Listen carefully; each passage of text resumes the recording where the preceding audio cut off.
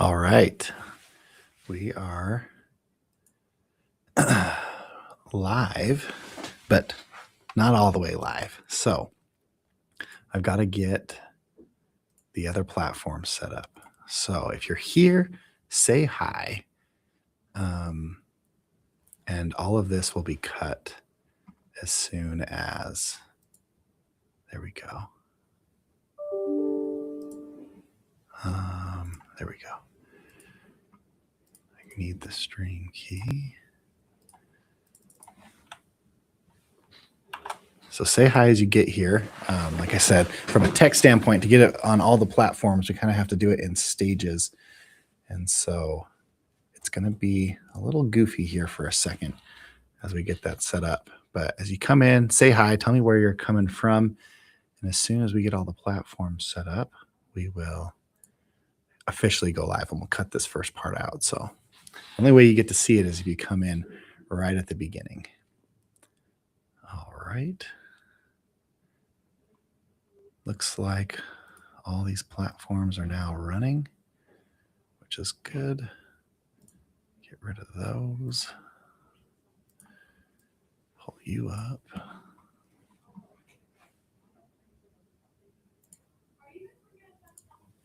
Okay. Sweet. We got people here already. Awesome. Thank you for saying hi. Okay. Looks like last one. Ask me anything. And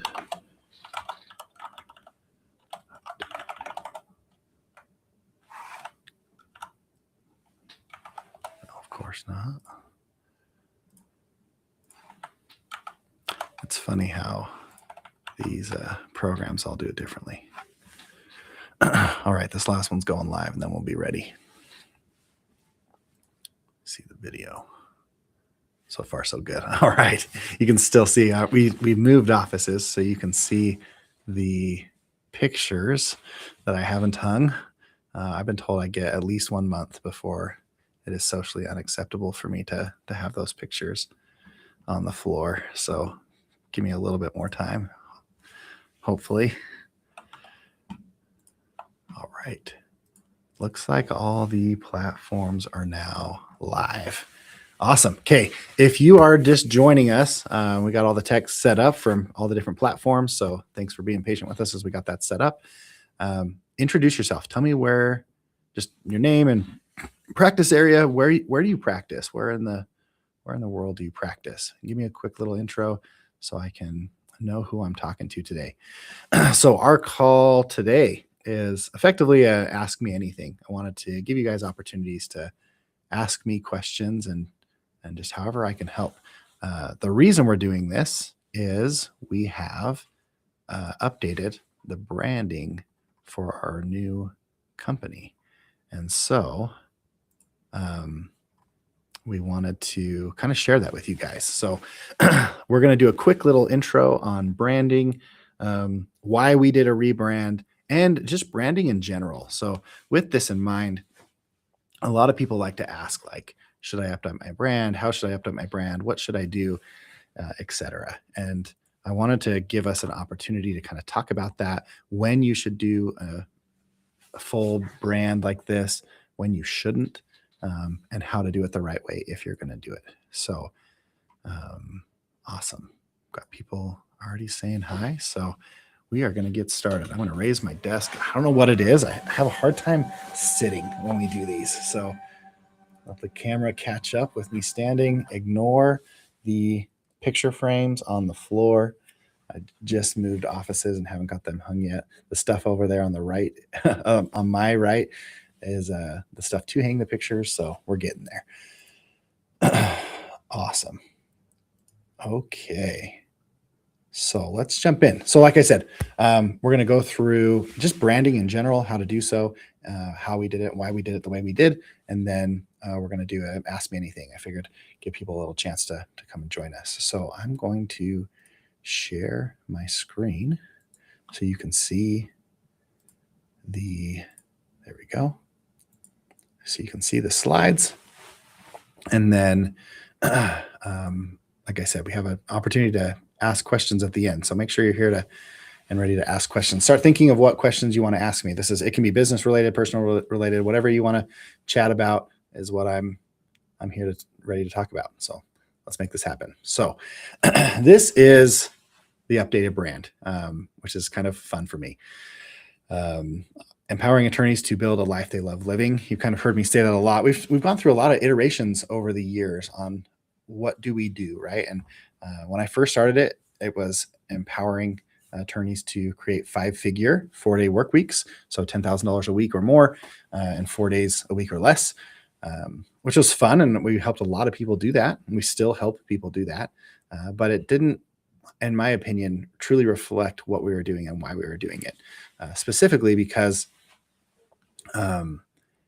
we don't just help people make money. This was always about creating a life you love to live, or a life you love living. And so as we've been doing this more and more, I was like, okay, I want to lean into that. And we've also helped people get way past $10,000 a week. So when we first started working, that really was our bread and butter, and that's what we help people do. But we now have clients doing a couple million a year, 5 million a year, and so it was time to retire that. We used to talk about time, money, and energy as well. But again, like the reason I talk so much about time and money and energy is because it's all about the life you want to live. And so some people need more money to do what they want, and some people need less. Some people need more time. Got a coaching client that homeschools her 6 kids, and she needs less money to do that, and she needs more time to do that. And so she was one of the first people to not get to $10,000 a week. And I think she's one of my most successful coaching clients because she's living a life that she was meant to live and the one she loves living.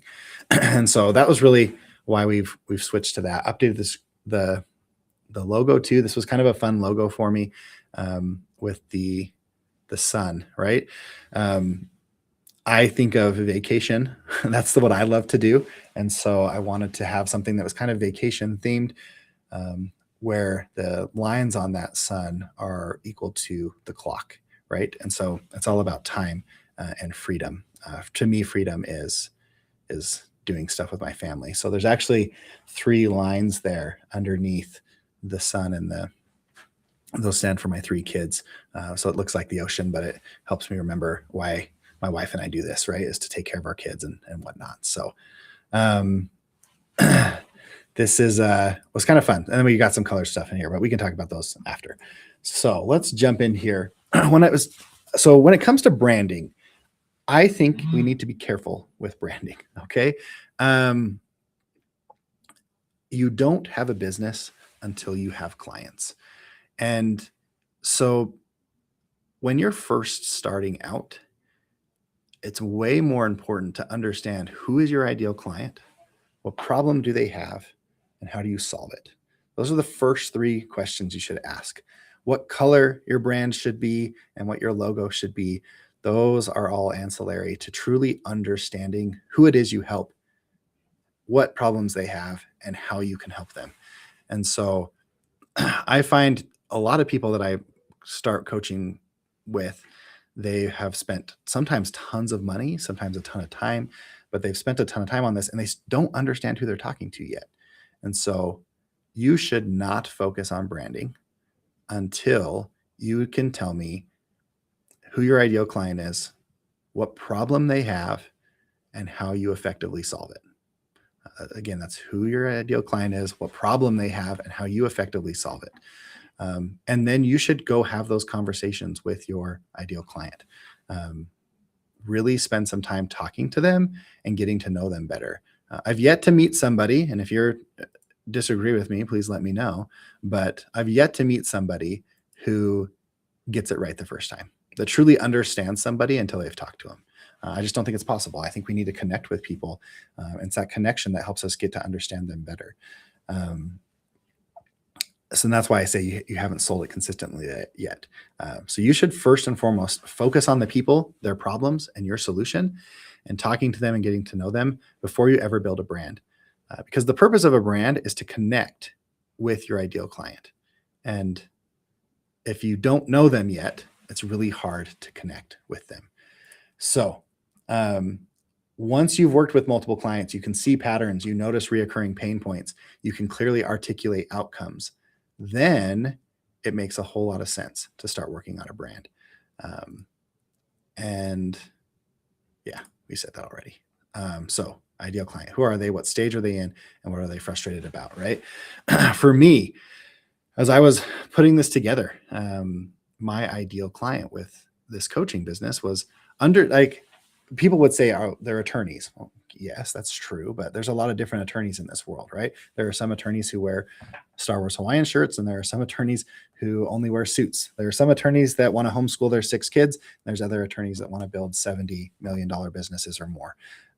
That's not clear enough, right? So you need to get to know them even more and more. For me, I realized that it was less about income levels and it was more about their why. Why do they do what they do?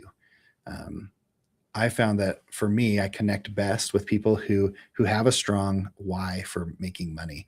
They have family that relies on them, kids, or a specific motivating factor for why they're working. And on top of that, I had to understand like what stage they're in. This means like both in the problems that they're solving, but I also want you to start getting to know them on where are they at in that buying journey. So one of the best pieces of advice I ever got was you don't ask people to marry you on the first date. And so as funny as that sounds, it's great business advice as well.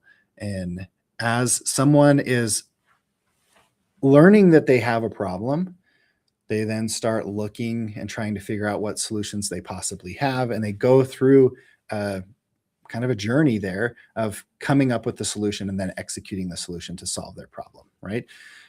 Often that means hiring you. If you're an attorney, they're probably hiring you.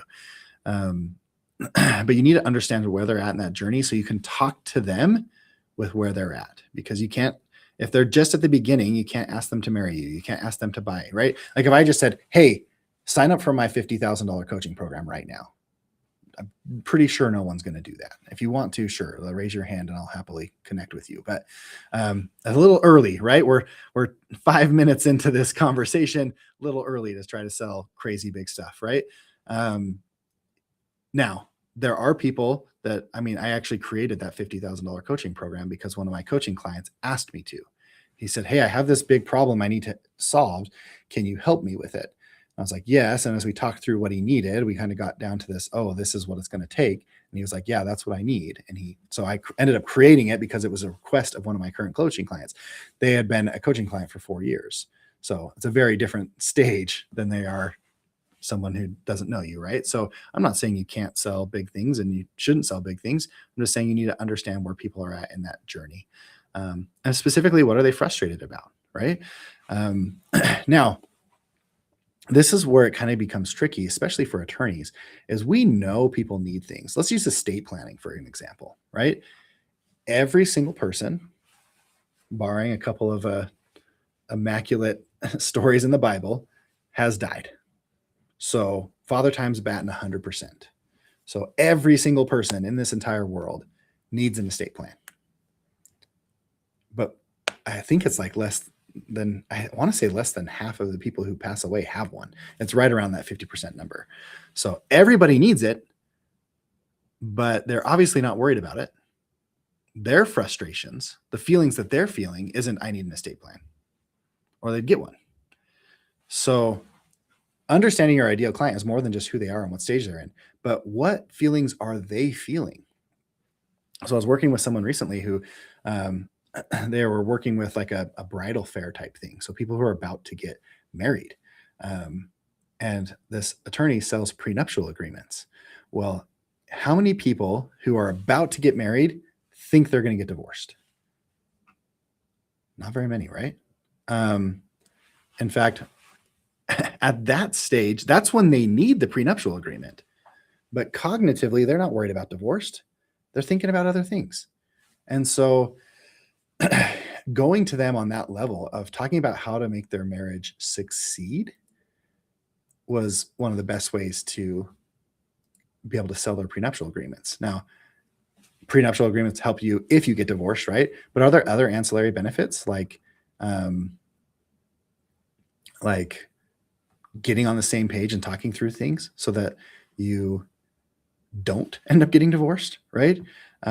So when I say understanding your ideal client, that's what I'm talking about, is what are the mindsets they're in? Even if they need something specifically, what are the mindsets that they are in that is pushing them to take action, right?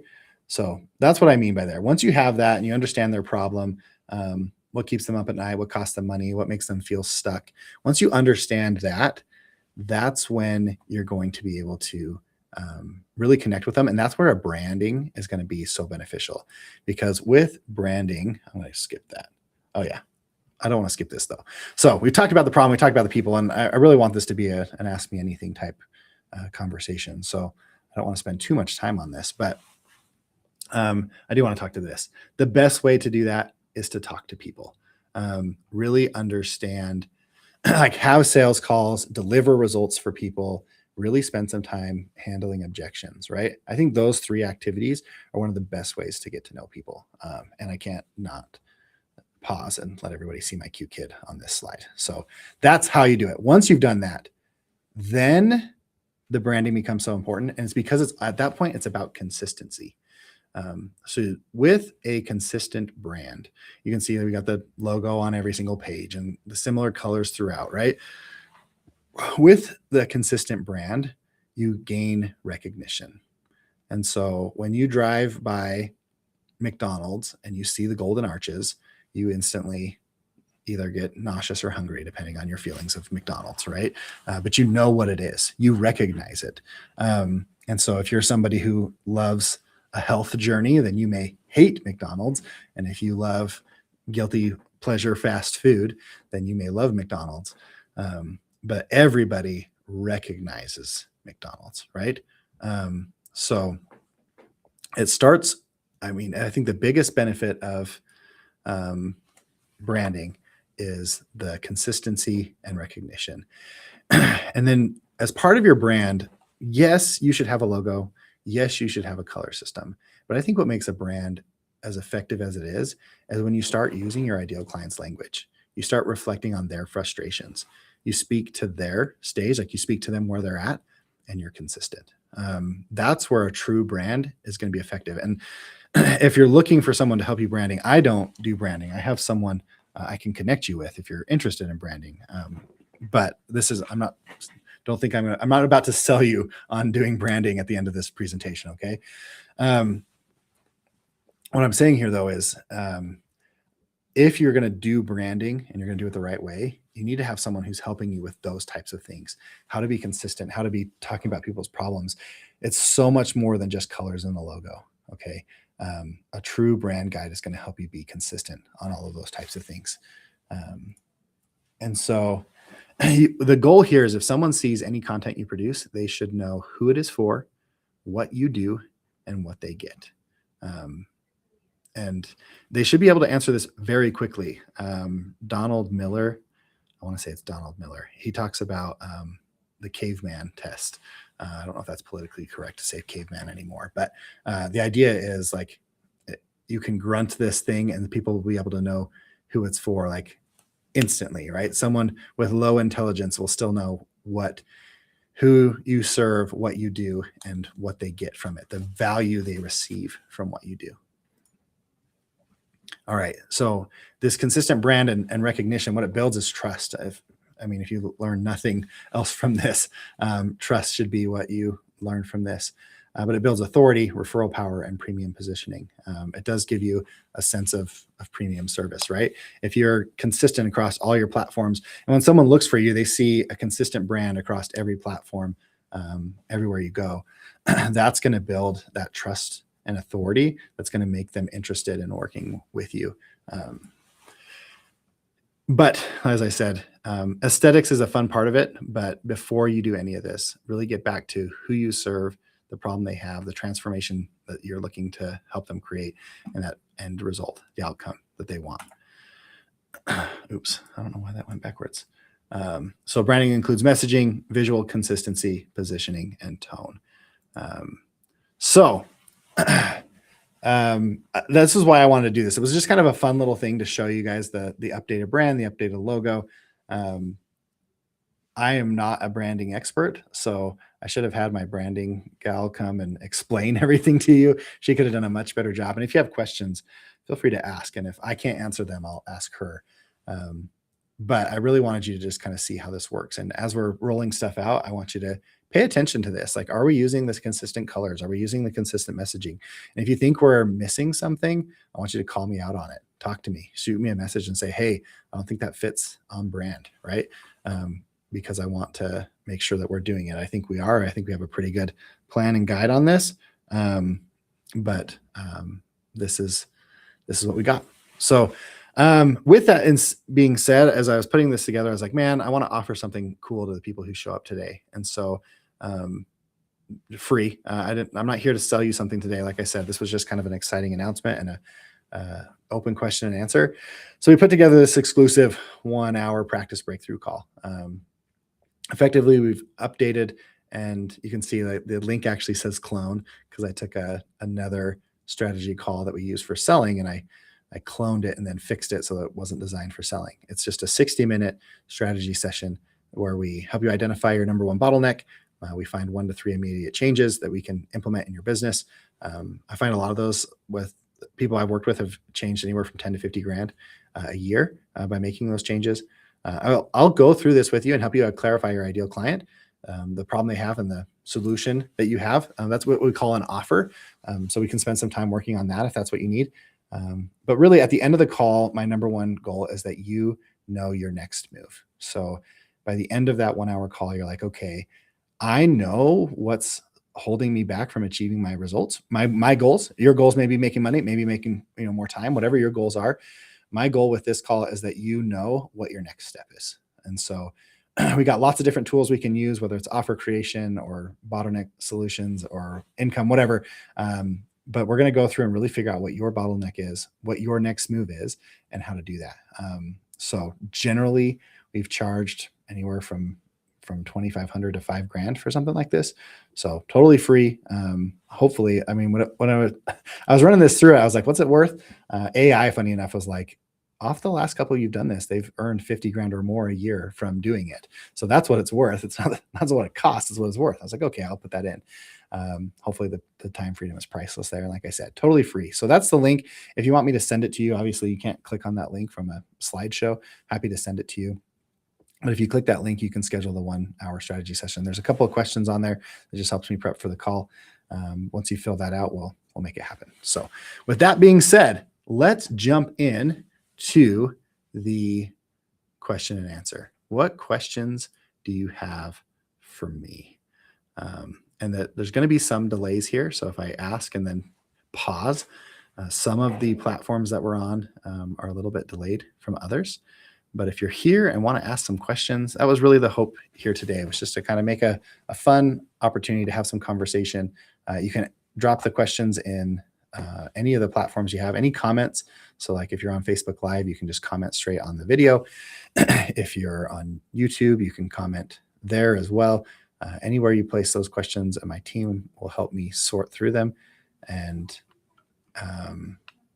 make sure that I'm answering them appropriately. So first question was, can you send me the link? So yes, I can. Happy to send you the link. Oh, I don't want that to send you the link. It started playing the video for me. So yes, I'll send you the link. But what other questions? What are you working on in your business right now? Like, is there anything that you're like, man, I wish I knew how to do X a little bit better?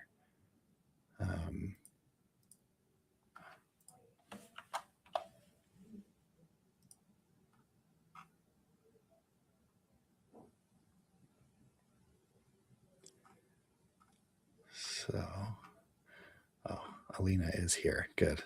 Alina hadn't texted me, so I wasn't sure if she was here or not to send the links, but she is. So if you want that and you drop a comment in the chat, she'll start sending them to you. Okay. So Les makes a good comment here. And I'm just going to chat about this a little bit as the questions are coming in. But he's saying, do more of what you most want to do. That's really, I'm glad you said that, Les, because that's really what we were focusing on here. Is my goal is in coaching and just helping in general is helping people do more of what they want to do. And there are times where I don't want to do a whole lot, right? I hope no one sees my content and is like, wow, Chris is so awesome. There's no way I could do what he does. Because I feel like that's less than, like, there are some people I feel that way. Like, my first mentor, his name's Marty Moore. When I met him, I was like, man, he is just smarter than me. He just works harder than me. He is smarter than me. I don't think in my lifetime I am capable of doing what he did, because he's just a smart dude. Like, I hope no one ever feels that way about me, because I mean, I'm self-diagnosed ADD. There are plenty of times where I'm like, I can't work today. Like, not going to happen. Right. And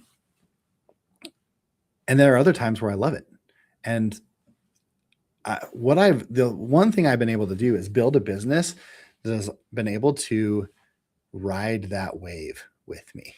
And so when I'm excited and motivated, well, that's one of the benefits of ADD, is when you're excited about it, you almost can't not focus on it. Right.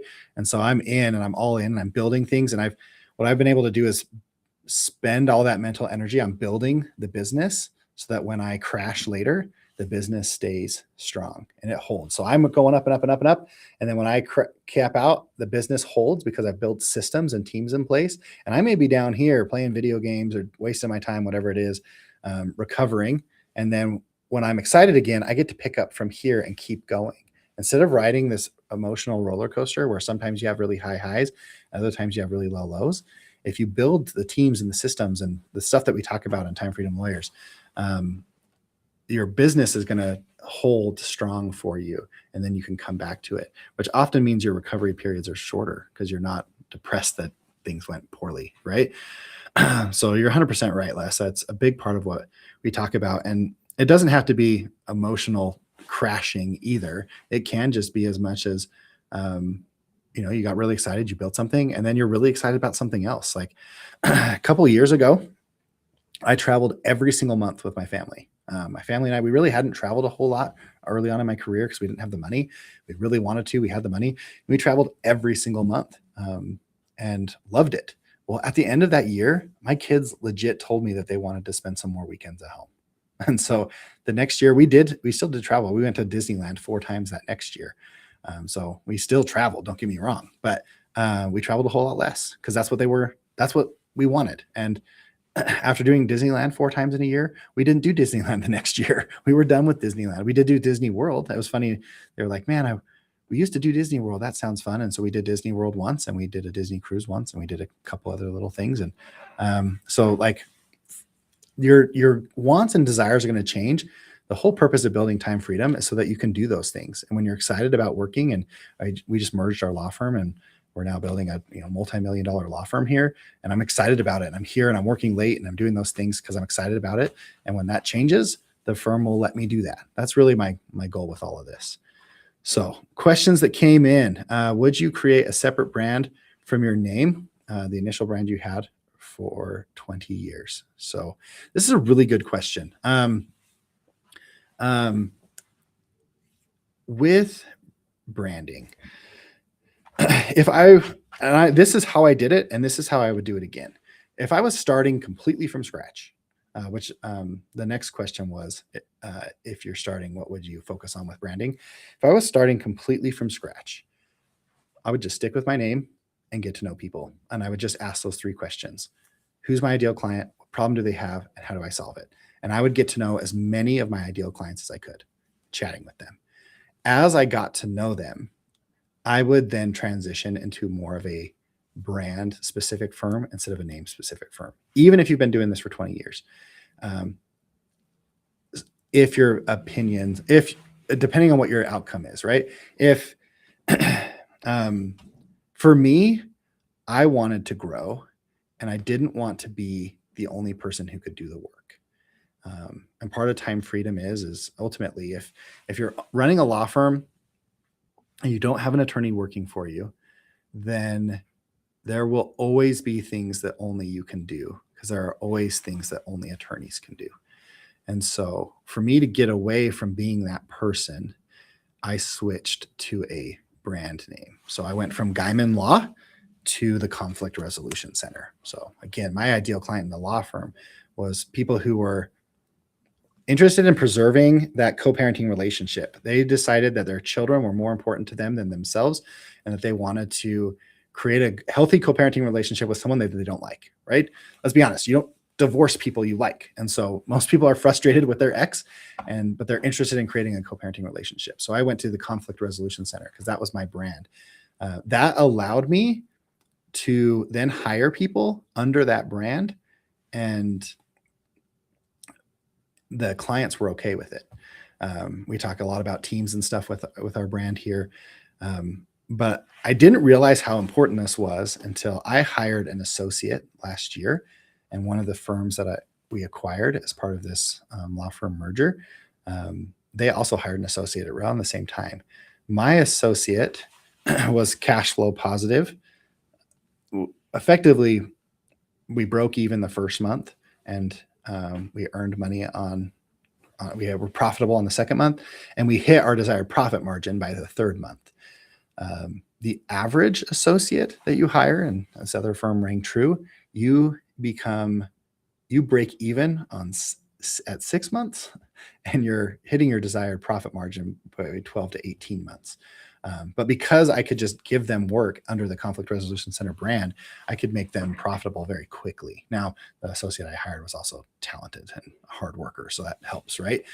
But a lot of that was there. So when you ask, would you create a separate brand, even if you've been running under your name for the last 20 years? I personally would, because that time freedom is so important to me. If you're going to work for 10 more years and then just wrap it up and not want to sell your firm or anything, then you wouldn't have to. But I think that one of the most valuable things you can build is a brand, right? And when we merged, one of the reasons we merged is that we had two companies with good brands, and independent third party had valued both of our companies at over $1 million. So, and so we were able to build a nice, valuable, I was able to bring that asset to the table when we were coming in as almost a buy-in per se, right?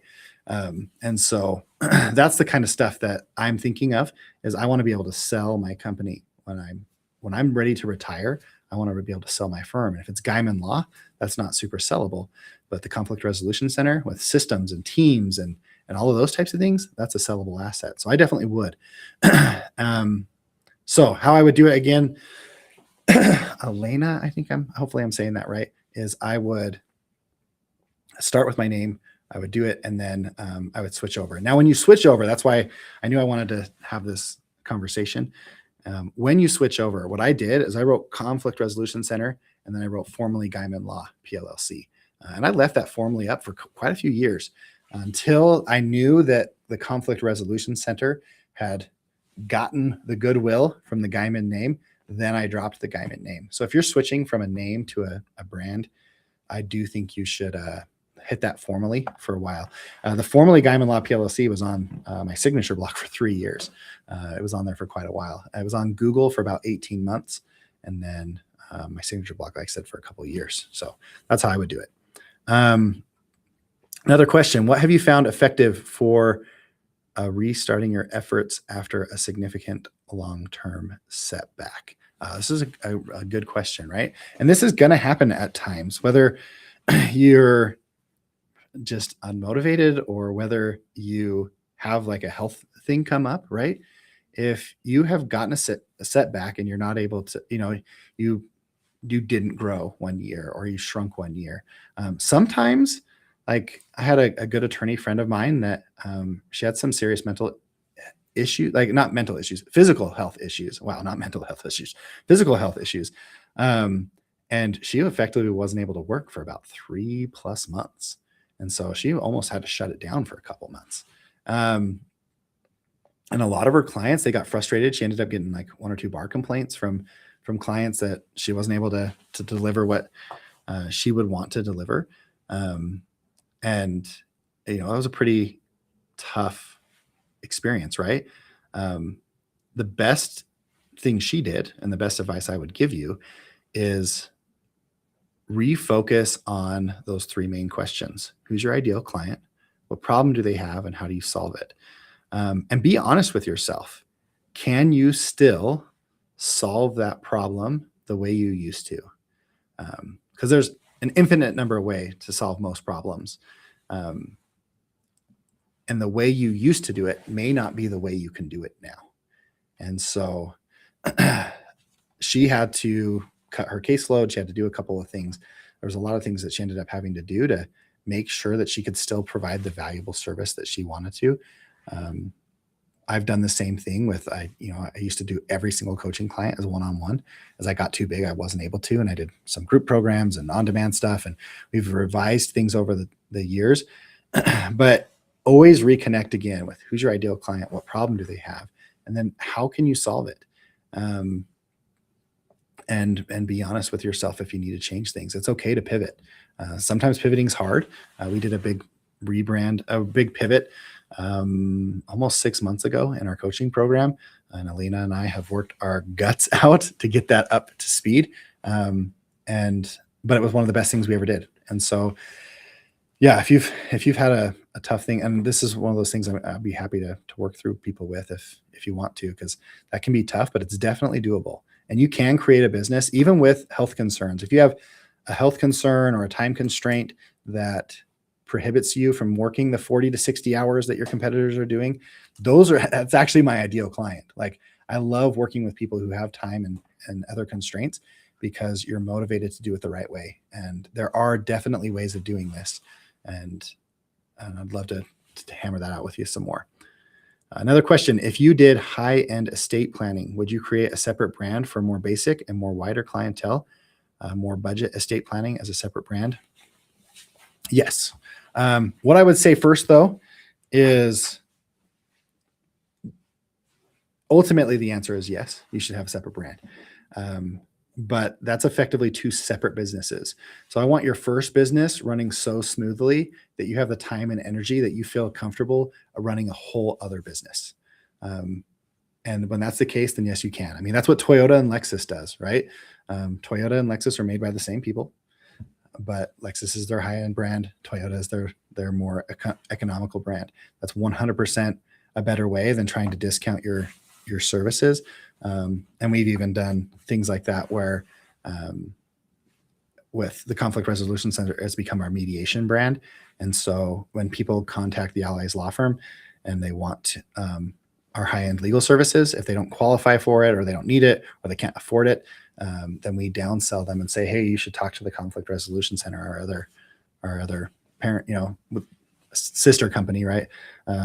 Daughter company of the Allies, where they offer these low-cost services as kind of a downsell. There's a lot of nuances here on how to do downselling effectively. And we could do a whole presentation on this, and Lena, let's mark this as something we can talk about in the future.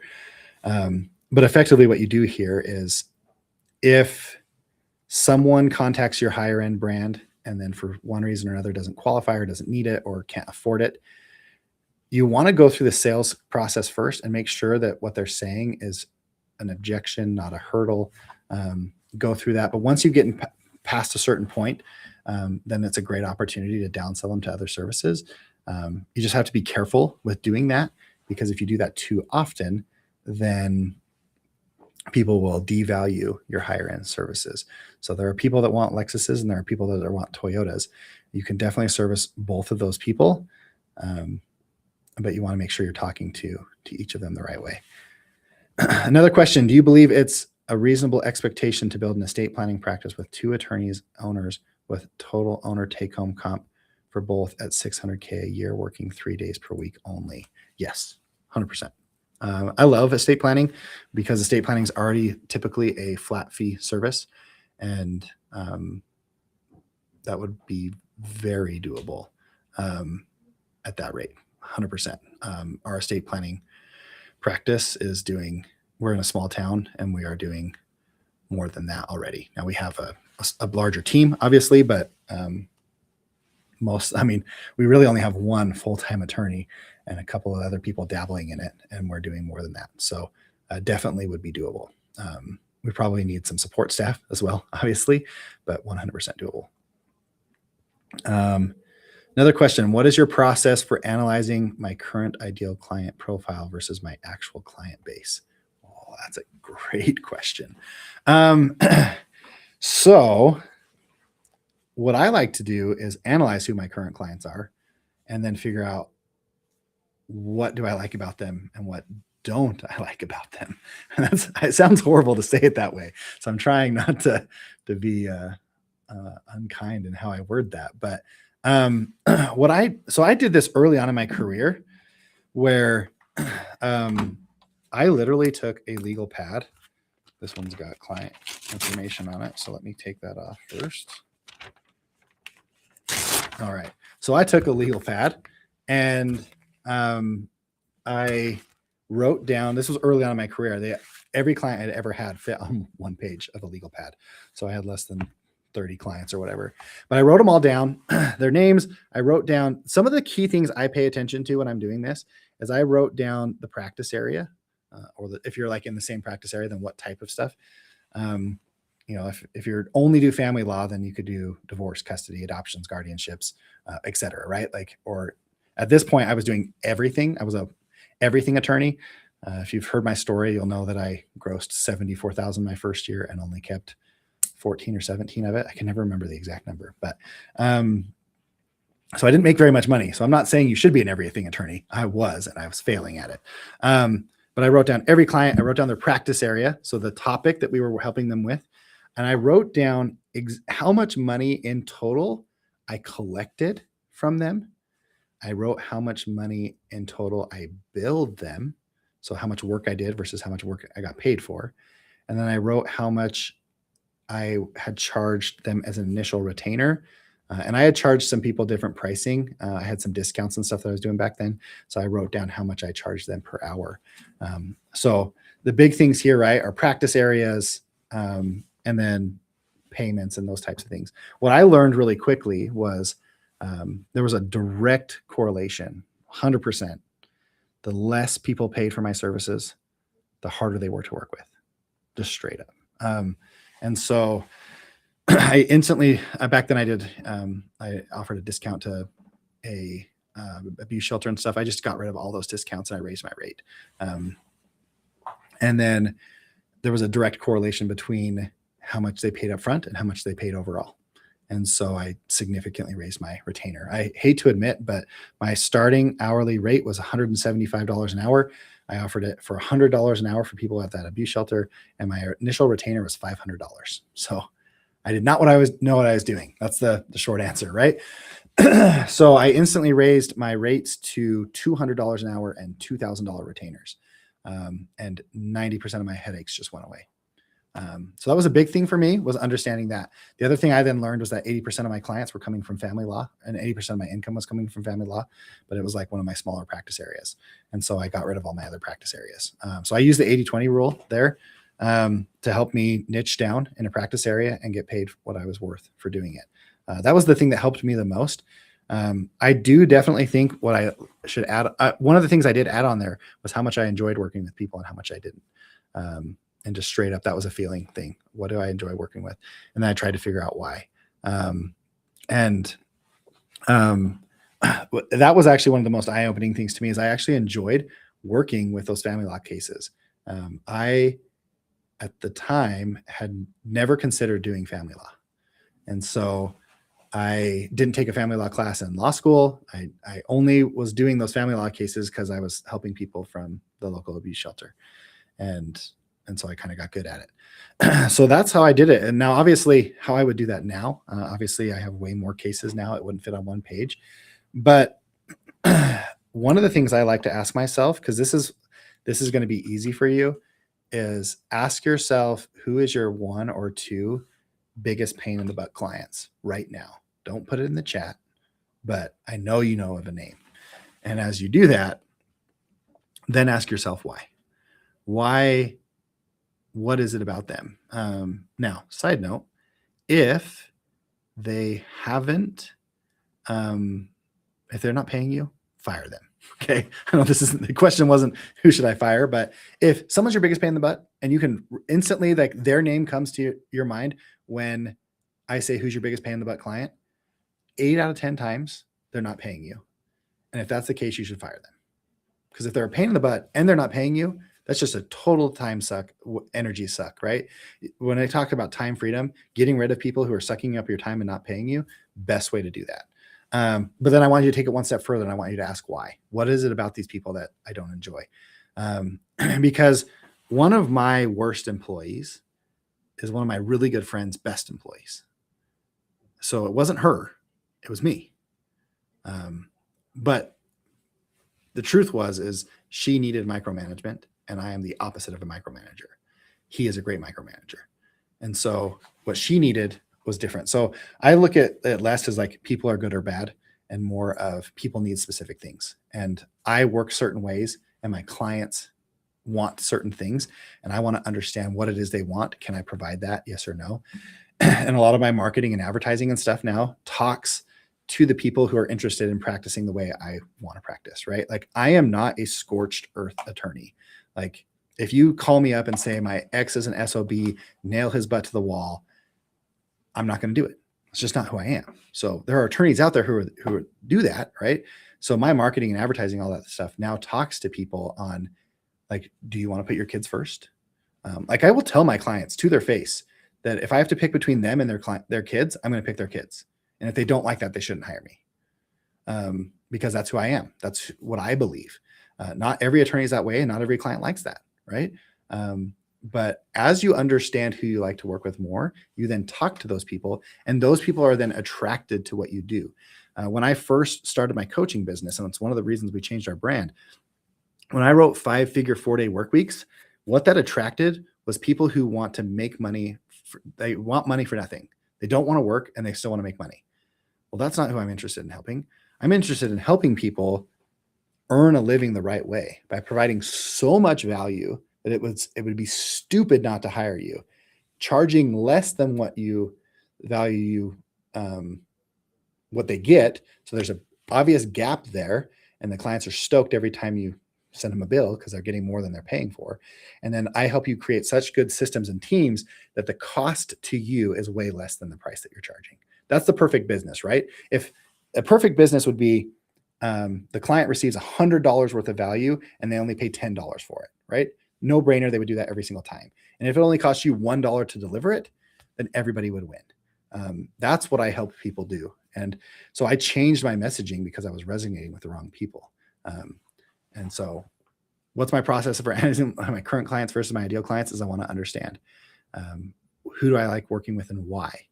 Sometimes it's practice areas. Sometimes it's problem. Sometimes it's just personalities, right? Like, you may end up in a practice area you never thought you were interested in because you like connecting with the people who are in that. So hopefully that helps. Another question, do I still solve that core problem? Is a powerful insight. Oh, thank you. Yes, that's exactly it for me. And with these problems that people have, if you focus on problems that people have, I think you're going to end up having a lot happier clients. But sometimes that also means that you're not the right person to do all of the work. And so for a long time, I knew that when someone gets divorced, they need an estate plan. But I didn't do estate planning. I mean, I did do estate planning before family law, but I had a very, very niched estate plan that I would offer people if you fit into a very nice, clean box. But if it had any messy sides, you had to go out, right? So understanding that my ideal client has a problem doesn't mean that I had to be the one who solved it. And so I stuck to what I was good at because I'm really good at mediation. I'm really good at talking to people. I'm really good at those types of things. My estate planning practice was mediocre. And so I stopped doing it because that allowed me to do what was best. And then I referred those things out to an estate planning firm. That's now one of my partners, right? And so it worked out in the end. But I do think it's super powerful to consider and ask yourself, what is it that I am uniquely qualified to do? Because there are some things that you are better at doing than anybody else. and there are other things that you're not. When I first started practicing, I had my real estate license. And then I got to know a lot of real estate agents that were just better than I was. And now, do I think that they had to be better than me? No. Do I think that I could have learned how to be good? Yes. But that wasn't my passion. That wasn't my purpose. Right. And so I just had to admit, okay, real estate is going to be referred to those people. And some of these referrals, like there's lots of different ways you can do this, right? I referred a ton of stuff to real estate agents. They in turn sent me a bunch of work back. So it was beneficial to me, even though we didn't exchange money, right? And I use my referral relationships and the problems that my clients have that I don't uniquely solve to build referral relationships. We don't exchange money. We don't promise to only refer to each other, but they know what I'm good at. I know what they're good at. And we send referrals that way. Other times you may say, man, I've got so much work here that I don't want to give this up. So because I have so many conversations with people who are getting divorced and not everybody meets my mediation service, I had a ton of people who needed litigation services. And so I brought in an attorney, I hired him, and he did all the litigation work. And for a couple of years, that's what we did. I did all the mediations, he did all the litigations, and I was able to reap the benefit of my relationships by hiring someone. So sometimes you may refer it out, sometimes you may hire someone to do it. But I do think it's important to realize I am really good at X, Y, and Z. I'm not the best at A, B, and C. And so I'm going to hire other people or I'm going to refer it out so that at the end of the day, my ideal client knows that when they have a problem, they can ask me about it. And that's what my number one goal was with growing my business the way that I did, is I want people calling me, asking me who can help me with X. And so my clients, they call us up and say, hey, my toilet is flooding. Who do you recommend? Now they know that I'm not a plumber, right? But they know that I know somebody. And when I refer them to somebody, they know it's going to be a good referral. What that has done for me is sometimes people call me up and say, hey, I need an estate plan. Who do you know that does that? I'm like, little do you know, I actually have someone who works for me now that does that. Use them, right? And so it's brought me additional work. It's given me a lot of opportunities to refer people out. And in exchange, that builds goodwill with these other people and they refer people back. And so thank you, Les, for bringing that up, because I think you're absolutely right. Really thinking about what's that core problem that you solve, and then using your other relationships to solve the additional problems that your clients have so that you become that resource is super helpful. What other questions do you guys have? I'm going to check some of these other platforms, see if anybody has a question. I got about 9 minutes if you want to ask one or two more questions before I have to go.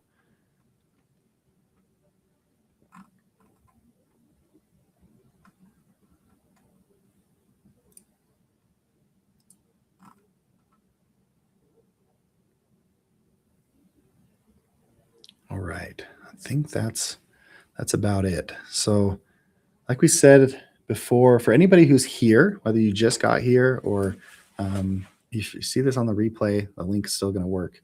Just don't tell anybody. But we have this exclusive 1 hour practice breakthrough call for anybody who sees this video.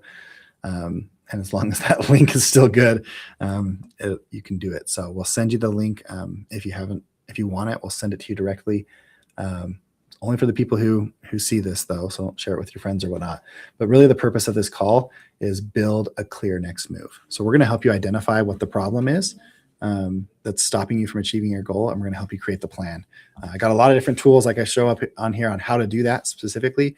But at the end of the day, that's what the purpose of this call is, to help you build a clear plan on what it's going to take to solve your problem. And you'll know exactly what it is you need to do next. So if that's something you're interested in, there's the link and we'll send it to you as well if you want it. And if you're just like, who is this guy and why should I talk to him? timefreedomlawyers.com is now updated. In fact, I'm going to double check it right now. timefreedomlawyers.com. Yes, it is updated with all the new brand stuff. And so go check that out. There's a ton of free resources there that we've included on the website now. So for people who are just like, man, I'm interested in time freedom, I'm just not sure what I should do next. go check out that website because there's a ton of free resources on how to get started on creating time freedom.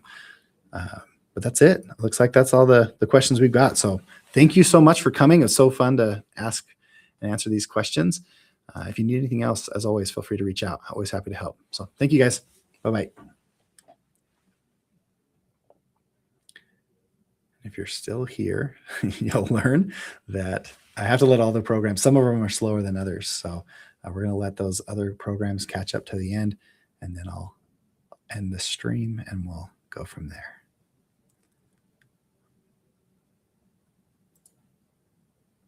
So